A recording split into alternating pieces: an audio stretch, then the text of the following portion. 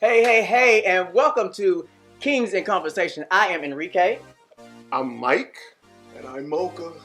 And this is a show comprised of three kings where we're going to be in conversations. We're going to talk about topics that you guys want to talk about, but we're just going to sit here like homies and just talk. So if you guys want to fill in, you can put it in the comments and all that good stuff, but we going to sit here and have a good time. Definitely. Absolutely. So this is our first show, and we are super excited to get an opportunity to work together, and we all have known each other for a while. So it's a great opportunity just to be able to have good conversation with good-hearted people, and I definitely think it's going to be something that you all enjoy. Yeah. What you want to say, Mocha? I don't have anything to say. I'm good. You're Okay. comfortable? You can, Well, that's good. Well, before we get started, since this is When our first show, what are we going to say? The wine. When are we going to pour the wine? We're going to pour the wine, but since this is our I'm ready to first show, I want to make sure that we kick off, well, with two things. One, I want to make sure that we take a shot. I can't find it. I had stuff for us. Okay. All right. So I want to make sure we take a shot just so that we can, celebrate and. It's a setup. Oh, no, that's really a setup. Yeah. No, I don't do Good brown. brown. Brown makes you clown. I don't do I brown. do Listen, it's a brown. scheme set up by Todd to all come the to way you up with to the the bullshit. top. Oh, Okay. hold on. Here, take that. Oh, no, sir. You got to give me some white somewhere. It's a I'm scheme not. set up by Todd. No, you got to do this. I can't do brown. You can gonna be do fine. I cannot do brown. When do you not do brown? I don't do brown. I do You black. always do brown. Two I brown. can't- Just you do today. brown. No. All right. So real shit though. Here we go. All right. First of all, I want to start. I want to pray because I think we're all spiritual. And we, You are not gonna and we pray. all love We're God. gonna take this shot. Hallelujah. Yes. Hey, Right. they had wine and crackers. They Exactly. did. They And the did. Braxtons taught me this the best. All right. So God, we're so grateful for an opportunity to work together to spread goodness and positivity, to express our views, our concerns, our thoughts, and our feelings. We hope that everything that we say will be uplifting, it will be building, it will be thought-provoking, and that people all over this world will be touched by the words that we speak today. In the name and the nature of Christ, amen. Amen. All right, here we go. All right. Salud. Oh, this wine finna wear me out. Woo! Yeah. Oh, I You feel that heat? Oh, I feel that You feel that burn heat? from that wine. Yeah. All right. Oh, that wine All burn. right, cool. Ready. All right, so again, like I said, definitely happy to start this new journey with you all. Let me say thank you all for coming over to the channel to help me do this. I didn't know if I was going to come back to YouTube, and for the fact that you all are working with me, this really means a lot. All right. Okay, so everybody knows that right now in America, actually around the world, the number one topic that everybody is talking about is George Floyd. And we know that he was murdered, and I don't want to say, he died. No, he was murdered by a cop in Minneapolis. I don't want to give any type of recognition to the cop. I don't want to say their name. I feel like the more you put people's name out there, the more recognition they get.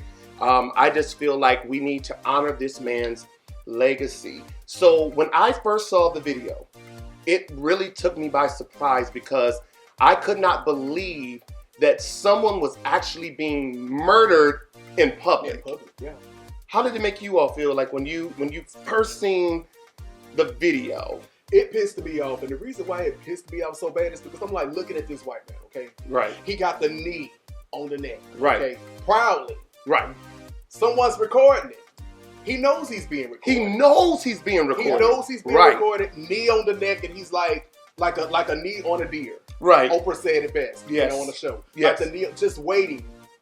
And Just he's like like, that. you know what? Yeah, I'm doing this. Mm-hmm. It is what it is, and I don't care if I'm being recorded. But see, that comes from hate. Exactly. And when hate is embedded in your heart, or anything that's embedded in your heart, Right.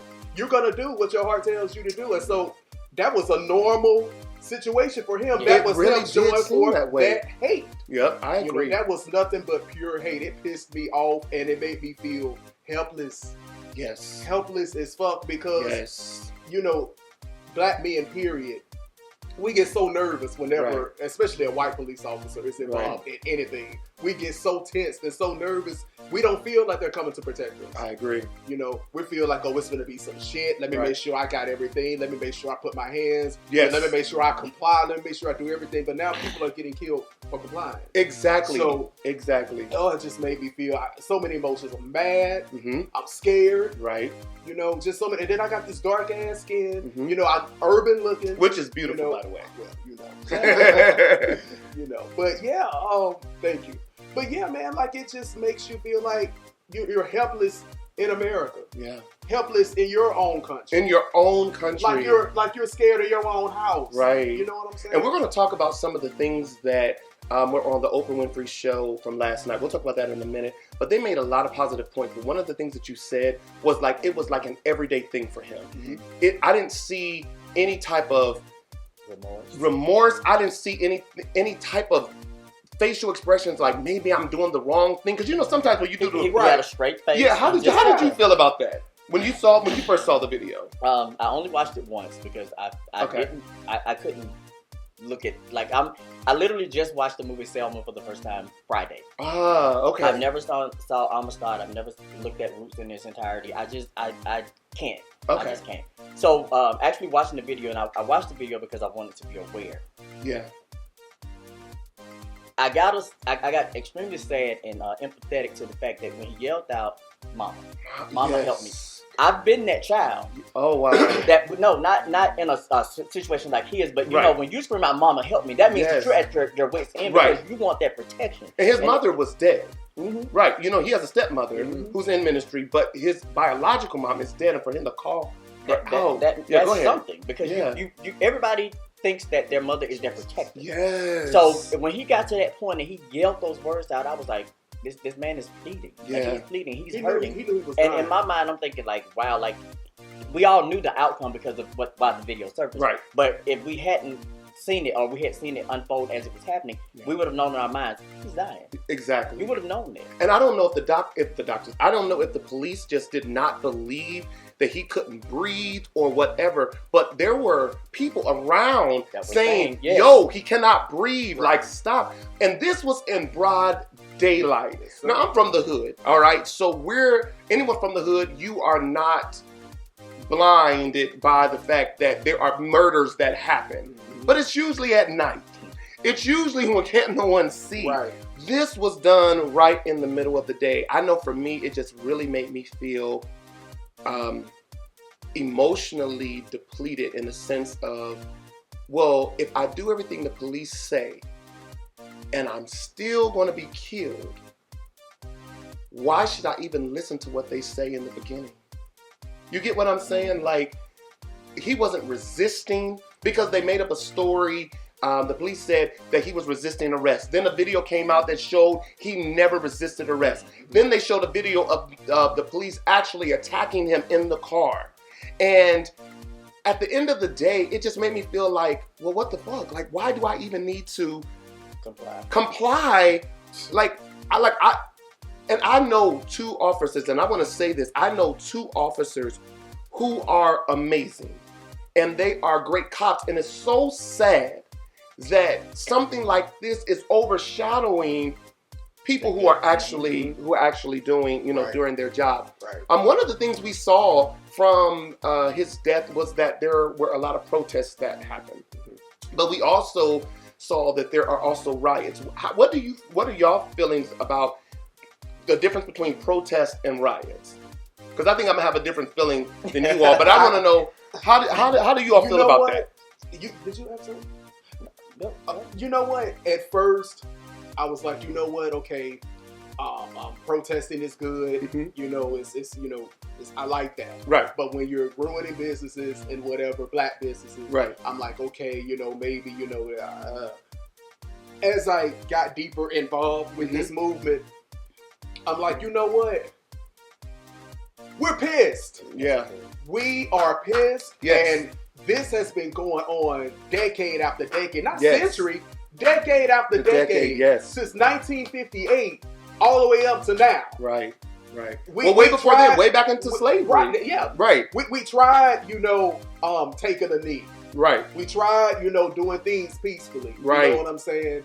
y'all are not understanding, and it's getting to the point now to where, like when you said, oh dude, you know, did it in broad daylight. Yeah. I don't like to say his name. Right. Doing it in broad daylight. Right. He did that shit in broad daylight because he felt like he could do it. Exactly. Because he felt like he had on the armor. Exactly. Do it. What kind of shit is that? See, one of the things I think that we don't realize is that police have bad days too.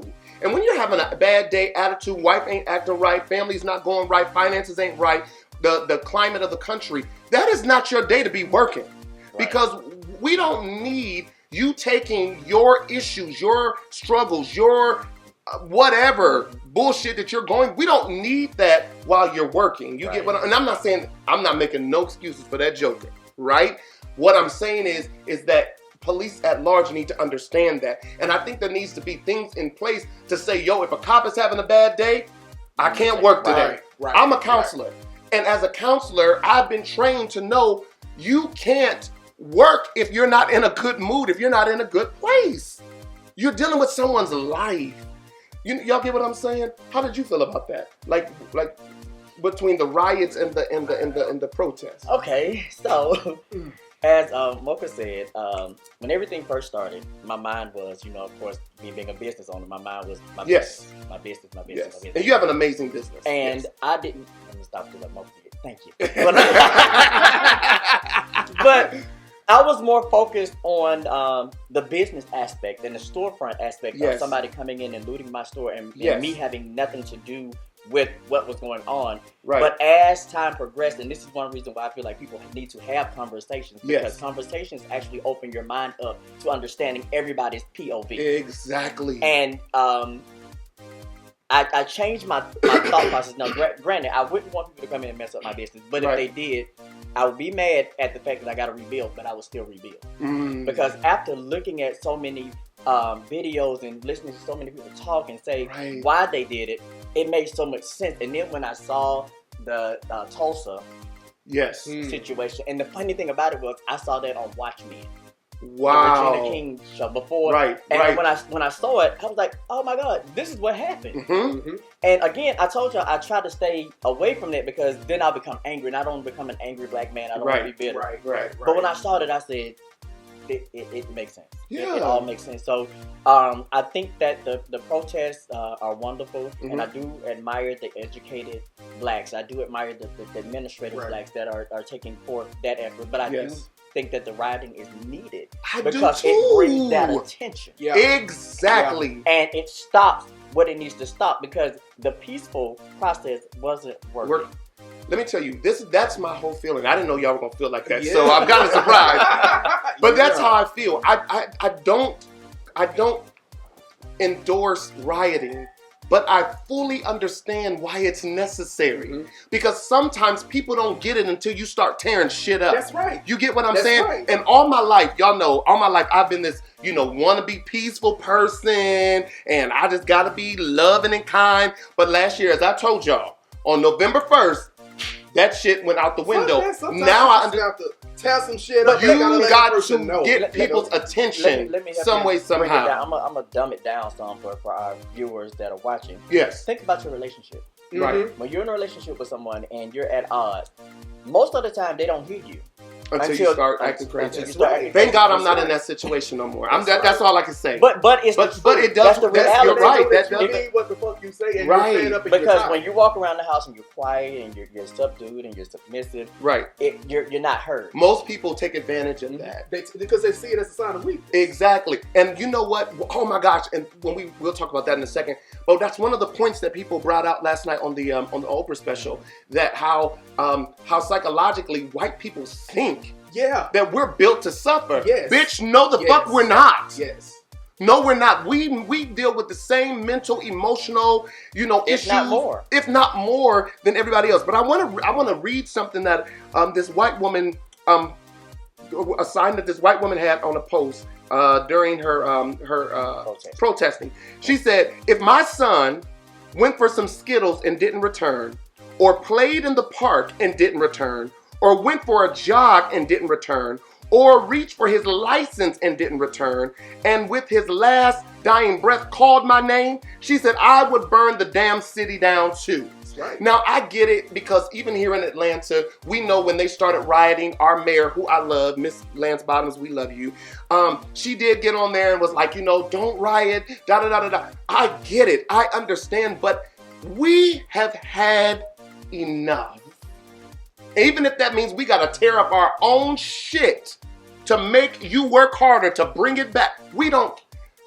I don't want to die at the hands of a policeman. Let me die in peace for nothing. Thinking about your kids. Who gonna take care of my babies? Your grandkids. Exactly. You know what I'm saying? Exactly. And so I think we're angry and we don't know what else to do because when we talk nice, nothing happens. And I think I don't know about you all, but I'm just to a place now where I'm completely fed up with the bullshit. Well, so. I'm glad you brought up Keisha. Yes. Because that can lead us into the conversation about the Oprah special. Yes. So, the problem that I think that Keisha Lance Bottom is facing, and I honestly, and besides her being a black woman, I think she's doing a phenomenal job. Yes, I don't want people to think that I'm saying it because she's a black woman. Yes. But just listening to her articulating, listening to her thought process. She really shared her I heart. think that she's a great leader. Yes. The problem that she's having is trying to figure out the mayor mom. Which she said that. And I want to give her a quote and then we can talk about it. She said that she is struggling. I was so appreciative of her honesty. She said she is struggling to find solutions to the problem as well. I don't like when people act like they know what the fuck to do but then don't do shit like 46 minus 1. I think a part of her really understands the rioting part. Yeah. But she can't speak on it. Exactly, because of her position. Right. Yeah. One of the young men, and please forgive me for not knowing everybody's name. I was actually watching, reacting, plus taking notes at the same time. But one of the first guy that spoke, I can't remember his name, but he said the casualness of the police officer while he was killing the man was the thing that stood out to him. And we just talked about that. Yeah. He talked about how his glasses was still never moved from his head. He was an author. Yeah, he was an author. And a writer. Yes, yeah. Like you. Yeah. Right, absolutely. That's right. And then one of the other people said that black people are just tired of having the conversation to prove our humanity. Like we're over that shit. Like how long do we have to prove to white people that we're human? We shouldn't have to continue to go through those same cycles and go through those same things over and over and over again. And then I brought this up that the psychologist that they had on there, the lady, I forget where she worked at. She was very pretty. Had purple. She said that research has shown that white people are not sensitive to black people's pain. They just feel like we're supposed to suffer. We're supposed to go through. We can take it. It's in their bloodline. Or if we lose a child, it's all right. We'll bounce back with another one. It's in their bloodline. And that's the way their ancestors thought. Exactly. And America condones it. And it just traveled down. And America condones it. You are 100% correct. Ava DuVernay said this. She said, for most black people, the police don't mean protection. Yeah, I said that earlier. It means when you call them, whatever the situation is about to get a whole lot worse. Yes, and that's the truth. And I'm going to give you a scenario, something, because, in researching, as I said, I'm looking at things and I'm trying to discover new ways and views to look at stuff. Yes. There was a black store owner, and I can't remember the city, and he called the police because his store was being broken into, and they came in and attacked him. Yeah, same thing. But this is exactly what I'm talking about. They attacked him. Got into a car accident with a white woman. She going crazy, acting a fool, calling him out his name, doing all kinds of things. She calls the police. The police shows up. Now, she hit him. She gets out the car cutting up. She calls the police, and the police shows up and jumps all over my friend. See? Didn't ask any questions. See? Because automatically, immediately went to him. It's our fault. Can I say this? And I thought about this when I was working out this morning before we started filming today. I'm grateful for George Floyd. Can I tell you why? Because this tragedy has exposed so much shit in our country that we have continued for years, centuries, just walking over, walking past, not really paying attention. We'll rally and march, but then nothing really happens. And I'm so glad it happened when 46 minus 1 has to have a re-election, because now he can't spew out the bullshit that he spewed out 4 years ago to try to get white America on his side. Y'all get what I'm saying? This thing has exposed. I remember there was a video of George Floyd's daughter on her uncle's shoulder. She said, "My daddy changed the world."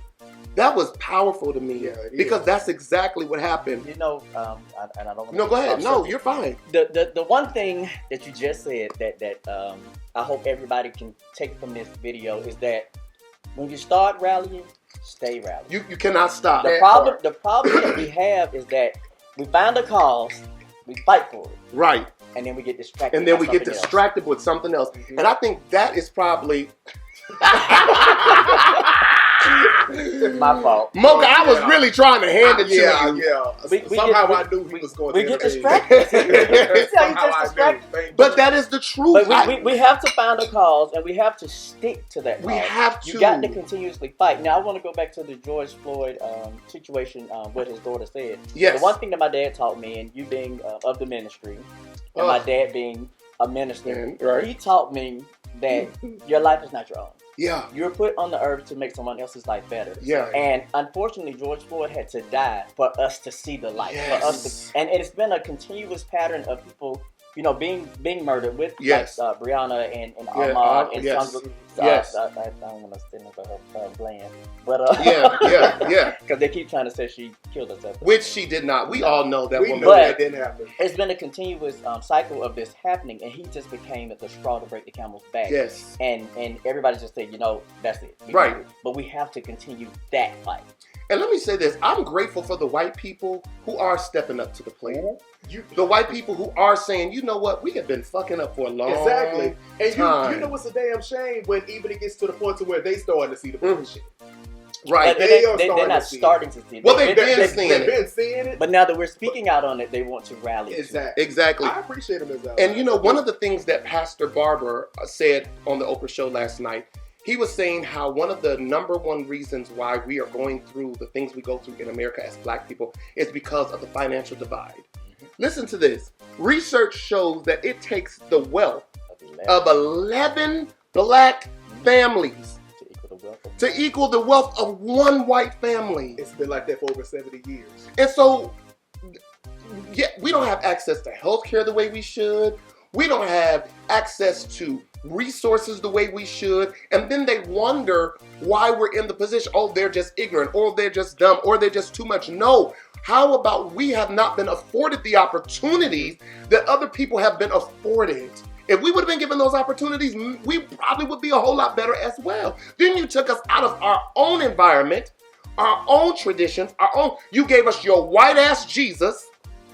You gave us all of these things that were not true to cripple us, and then you expect us to act like, oh, we can compete with you all. Oh, well, Oprah made it.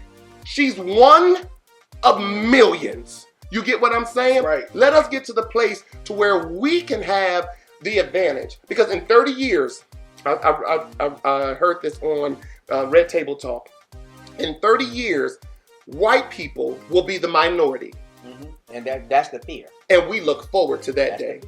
The funny thing is that they also, the pastor talked about statistics as far as college. Yes. He did. And how even the poorest of poor black families can't send their kids to college, like the white kids that aren't even making the grades. Right. That the black kids are making. So, and we've seen that. Yeah. We've seen that. And I don't even want to start crying. Well, because of... I'm sorry, go ahead. Go ahead. I was going to say, I don't even want to start crying because my daughter just texted me right before we started filming and told me she got accepted into school, into college. And so I don't care if I got to work 20 jobs. Y'all hear what I'm saying? People can judge me, say what they want to say, but call me out. She getting that education. You get what I'm saying? Mm-hmm. And I told her, I said, don't stop at an RN. I said, go to be a nurse practitioner. Your daddy will work until I can't work no more to make sure that you are everything that you need to be. But that's the advantage that a lot of times white people have. They can just write a check. That's it. And, well, it ain't even just writing a check. A lot of it is who they know, too. Exactly. Yeah. Exactly. We Because saw they that. get pushed through a lot of situations just because of who they know. So, Or they can lie on their application. Or they can lie about the SAT score. Or they can say that they're a part of a row team and get into a certain school so that they can have an advantage. But you can't be black and not live in the area. Exactly. And then put the mother in jail for 5 years. What? They gave her a 5-year sentence. 5 years for just doing that. That's crazy because she wanted a better education, but white people get away with that bullshit all the time. But then we're wrong when we get upset about it. All right. So the other thing I want to say is I think the thing that stood out to me the most last night during the watching the Oprah special was just the fact that everybody just had this unity when it came to enough. Oh yeah, is enough. They all said the same. They all said that. Like we can't take enough. And even after George Floyd, there was a officer in Washington State that arrested a black woman, put her on the chokehold. Yeah. She came and put his knee on her neck and in her back. And she kept saying, call my husband. And it was a person that was filming. And they said, well, where's your husband? And the video went off when she was saying where her husband was. Is that something that's taught in police academy? Let me tell you this. It actually is. It is. It's taught in police academy. But listen, just found out today on CNN while I was working out that that 12 cities, and Keisha, Atlanta was not one of them. So we don't know what's up. I'm sure you're working on something. I have all the faith in the world. The chokehold has been banned. Okay. You are no longer allowed to use the chokehold. If you use the chokehold, charges can be brought against you, and you, of course, you'll be fired, but charges can be brought against you as well. And that's why I'm so grateful for cell phones, because now you can't. Everything you do is going to be brought to light. Yeah, but it's time. And I know this was like a heavy conversation, but this is what's going on in our world right now. It's needed. But at least I'm cute. And we're drinking. I'm just gonna keep drinking because the more I drink, the cuter you gonna look. Hey! Well, listen, everybody. We hope that you enjoyed this conversation. Please make sure that you follow us on all social media. Now, we're gonna do something special. We're gonna do something called Lunch on Us. All right. When you look at our Instagram page, you will see where it says Lunch on Us. Make sure you drop your Cash App. Make sure you follow us on Instagram, and you will get an opportunity to maybe get lunch on us. Now, not on us, but we will Cash App you the money for your lunch. You might get lucky and might have lunch with us. Hey, that sounds great. Hey, you never know. Well, listen, everybody, thank you so much for watching. Please make sure that you like, share, and comment on this video. Make sure, you follow us on all social media, and we so appreciate you joining us for our first episode. All right? And y'all, don't be scared to differ with what we say. Yes, if you don't... It's a conversation. Exactly. We all have to come together to get an understanding. All we ask is for respect. Right? R-E-S-C-C-C-T. The liquor done got to him. All right, everybody. We'll see you later.